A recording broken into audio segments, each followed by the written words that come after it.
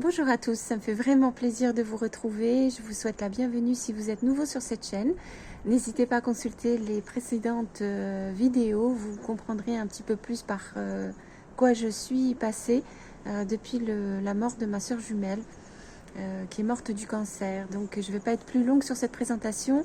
Regardez les vidéos qui sont en playlist et puis abonnez-vous s'il vous plaît à cette chaîne. Ça me permet de continuer à témoigner sur le ressenti que j'ai en tant que sœur jumelle après le deuil.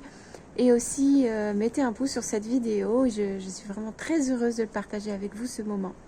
Comme vous pouvez le voir, j'ai changé de décor parce que je suis arrivée ici en Bretagne, je suis en France, de retour. Donc j'ai quitté Rabat, le Maroc, le soleil, le ciel bleu, etc. Et heureusement, le climat est quand même assez correct ici. J'ai eu un peu peur du changement, mais c'est surtout au niveau de la température que le changement est assez saisissant.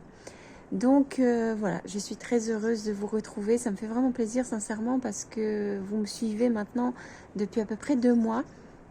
Et j'ai vraiment à cœur de vous partager mes émotions et ce qui me passe par la tête depuis que ma sœur jumelle est morte.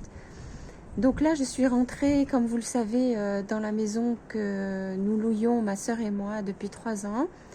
Je suis là pour vider en fait toute la maison, récupérer nos affaires et ensuite déménager d'endroit. Dans une des vidéos que j'avais posé la question de est-ce que je devais ou non garder certaines affaires de ma sœur, parce que j'hésitais en fait à cause de la douleur que ça me provoquait de voir ces affaires. Est-ce que je devais m'en débarrasser ou pas? Vous avez été certaines à me conseiller de les garder et je vous remercie de m'avoir conseillé ça parce que finalement je trouve que c'est une bonne chose. Je me sens dans un état tellement confuse que je me rends bien compte que prendre une décision maintenant, c'est quand même pas la meilleure des idées. Voilà, alors je ne vous cache pas que j'avais extrêmement peur de prendre l'avion, de faire le voyage, d'arriver en Bretagne. J'avais énormément de tristesse de quitter mon refuge, mon petit cocon que je m'étais créé dans la maison de ma mère au Maroc, à Rabat. Je vous en avais parlé, comme quoi, c'est vrai, je m'étais un peu coupée du monde, mais je me sentais dans un endroit protégé. Et ça, c'est vraiment quelque chose que je vous recommande aussi, c'est de trouver très très rapidement un endroit où vous vous sentez bien pour vivre les premières semaines du deuil, quoi. Parce que c'est très très dur et on a besoin au moins d'être en sécurité, de se sentir bien, quoi, relativement bien. Et ici, en fait, ce que je fais, c'est que depuis que je suis arrivée, j'ai carrément stoppé mon mental. C'est-à-dire que je me suis interdit de penser à ma sœur, à mes souvenirs, à moi-même, à qui j'étais dans cette maison. En fait, on dirait que je suis jamais venue ici, que c'est pas ma maison. Je sais, ça va vous paraître un peu bizarre, mais c'est vraiment une question de survie. J'ai pas le choix parce que je peux pas m'effondrer maintenant. J'ai que quelques jours pour vider la maison et déménager toutes les affaires. J'ai beaucoup de travail et je peux pas le faire si je m'effondre. Donc je prétends pour l'instant que je suis un peu comme dans un Airbnb et j'habite pas là, j'ai jamais habité là, j'ai pas de souvenirs. J'interdis entre guillemets ma sœur de venir dans mon mental. J'ai carrément changé les choses pour que entre guillemets on voit plus la trace d'elle. Donc j'ai commencé par mettre dans des cartons en fait tout ce qui restait. Donc j'ai bossé comme une dingue en fait.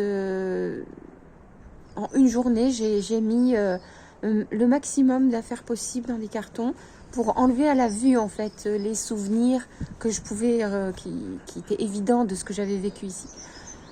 C'est très dur, c'est très très dur de museler son mental comme ça. Je ne sais pas si vous avez réussi à le faire, mais quand on doit agir, en fait, on est obligé de stopper parce que là, sinon, c'est le tsunami des émotions. C'est juste tellement horrible de revenir dans cette maison et d'avoir accès à tous ces souvenirs. En fait, je pense vraiment que je suis traumatisée. Il y a une des abonnées qui m'a dit qu'elle-même se faisait suivre pour comment dire, pour un suivi post-traumatique.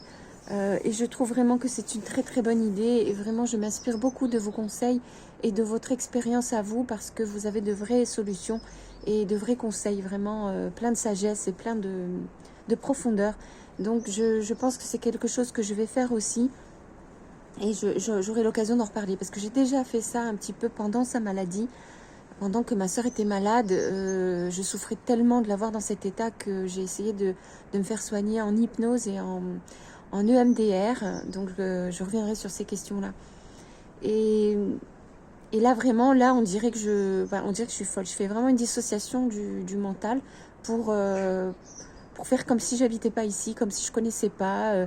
J'ai interdit ma mère, donc en fait oui c'est vrai que j'ai oublié de vous le dire, c'est que comme je peux pas revenir dormir toute seule dans cette maison, j'ai peur de refaire des crises de panique. J'en ai parlé aussi dans une vidéo précédente. Je suis obligée de faire attention à ça maintenant. Donc j'ai demandé à ma mère de prendre l'avion avec moi et de venir. Donc on est arrivés ici toutes les deux. Et là, elle réagit plutôt mal parce qu'elle-même n'a pas forcément cette force mentale de mettre de côté ses émotions. Parce qu'elle n'est pas dans l'action en fait. Moi, je dois faire tous les cartons, mais elle, en fait, elle ne peut rien faire. Elle est dans un état de fatigue où elle ne peut pas vraiment m'aider. Donc en fait, elle est face à elle-même et face à toutes ses émotions et ses souvenirs. Donc pour elle, c'est plus dur, je dirais. Et donc pour le moment, on est toutes les deux. Je lui ai demandé de venir avec moi et je lui ai interdit de me parler de ma soeur. Je lui ai interdit d'évoquer le moindre souvenir, le moindre truc. C'est vraiment comme si elle n'existait pas. Voilà, donc c'est un exercice très très difficile, mais je suis contente parce qu'à côté de ça, j'ai réussi à bien avancer. Déjà très très vite sur les cartons, j'ai encore beaucoup de boulot à faire, donc j'espère que je vais continuer, enfin que je vais réussir quoi. Je suis super stressée, c'est pour ça que je vous laisse un peu ce message sur un ton un peu rapide. Mais voilà, je vous fais vraiment des gros bisous. Je vous remercie de me suivre comme ça. Vraiment, je vous adore, je vous le dis franchement. Et ça me touche énormément. Vous savez, tous les messages que vous m'envoyez, je suis très très touchée. Et puis, je suis heureuse de vous emmener avec moi, en fait, d'avoir quitté le Maroc, mais de savoir que vous êtes encore là et que maintenant je suis en France, vous êtes là encore, quoi. Alors, encore une fois, merci de mettre un pouce sur cette vidéo. Elle permettra d'être un peu plus visible. Et aussi, je vous dis à demain. Je vais essayer de continuer sur cette lancée, de vous laisser des vidéos au jour le jour et de vous parler de mon ressenti. Alors à demain et prenez soin de vous en attendant.